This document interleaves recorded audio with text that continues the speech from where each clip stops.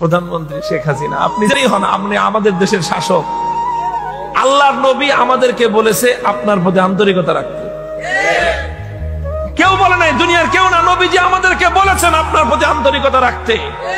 এটা আমার ঈমান, আমি আপনার প্রতি আন্তরিকতা রাখবো। আমি দেখতেছি কোরআন হাদিসের হয়তোবা পর্যাপ্ত তথ্য আপনার কাছে না থাকার কারণে আপনি এমন একটা ভয়াবহ পথের দিকে অগ্রসর হচ্ছেন। আপনি বঙ্গবন্ধুর আপনার মাধ্যমে হোক অথবা যারাই হোক মূর্তি তৈরি করতেছে, এটা কবরের মধ্যে বঙ্গবন্ধুর জন্য আযাবের ব্যবস্থা হচ্ছে। এবং আপনাকে দেখে আপনি আজকে না হোক কালকে তো মারা যাবেন নাকি না, অমর থাকবে। উনি মারা যাওয়ার পরে উনি আজকে যা করতেছেন, ওনার পরবর্তী অনুসারীরা ওনারও তো ভাস্কর্য বানাবে। যেদিন ওনারও ভাস্কর্য বানাবে সেদিন এটার কারণে আপনাকেও কবরের মধ্যে আযাব ভোগ করতে হবে।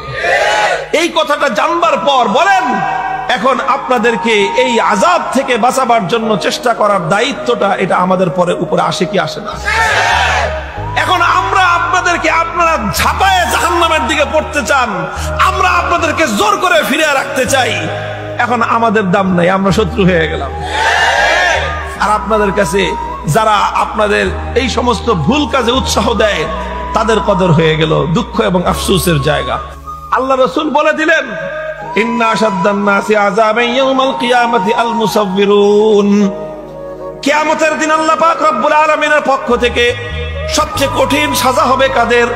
সবচেয়ে কঠিন সাজা হবে ওই সমস্ত লোকদের যারা বিভিন্ন জিনিস দিয়ে বিভিন্ন প্রাণীর মূর্তি তৈরি করে, ভাস্কর্য বানায় যারা। স্পষ্ট সহিহ হাদিস, যদি কেউ আল্লাহর নবীকে বিশ্বাস করে, নবীর এই কথা মানতে হবে।